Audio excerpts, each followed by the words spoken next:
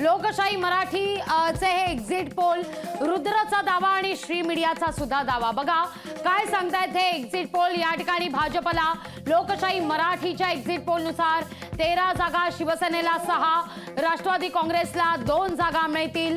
हा लोकशाही मराठीचा एक्झिट पोल सांगतोय. 48 पैकी 21 जागा महायुतीला, 26 जागा महाविकास आघाडीला या ठिकाणी मिळतील. शिवसेना उद्धव बाळासाहेब ठाकरे पक्षाला 12, काँग्रेसला 10, राष्ट्रवादी शरदचंद्र पवार पक्षाला 4, तर इतर 1 म्हणजे सांगलीची जागा विशाल पाटलांच्या कोट्यात. रुद्रचा दावा काय, रुद्रचा एक्झिट पोल काय, तर रुद्रच्या दाव्यानुसार 9 जागा भाजपला, शिवसेनेला 3 जागा, राष्ट्रवादी काँग्रेसला 1 जागा म्हणजे 10, 11, 12, 13 जागा फक्त महायुतीला. तर त्या ठिकाणी मात्र 30हून अधिक जागा महाविकास आघाडीला, 12 जागा काँग्रेसला, शिवसेना उद्धव बाळासाहेब ठाकरे पक्षाला 14 जागा, राष्ट्रवादी काँग्रेस शरदचंद्र पवार पक्षाला 8 जागा, तर इतर 1 जागा पुन्हा सांगलीची जागा रुद्रानं विशाल पाटील यांच्याच पाड्यात टाकलेली आहे. श्री मीडिया काय सांगतो, जर देशपांडे सरांनी रिसर्च केलेला आहे. श्री मीडिया काय सांगतो, तर 20 जागा भाजपला, शिवसेनेला 8 जागा, राष्ट्रवादी काँग्रेसला 3 जागा. महायुतीच्या दृष्टीनं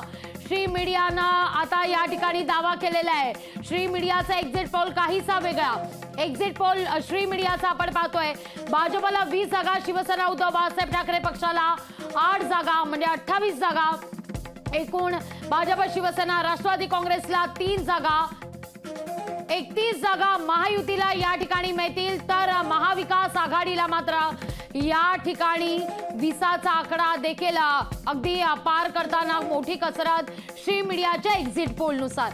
काँग्रेसला 6 जागा, शिवसेना उद्धव बाळासाहेब ठाकरे पक्षाला 8 जागा, राष्ट्रवादी काँग्रेस शरदचंद्र पवार पक्षाला 2 जागा, वंचितला तर खातही उघडता येणार नाही असा श्री मीडियाचा एक्झिट पोल सांगतो. तर इथंही इतर जागा म्हणजे अपक्षची 1 जागा, अर्थात विशाल पाटलांचीच ती जागा असते, ती जागा जाते सांगलीच्या कोट्यात. 1 जागा या ठिकाणी श्री मीडियानं दाखवलेली आहे एक्झिट पोलनुसार. लोकशाही मराठी ऐका, पहा, जागरूक रहा.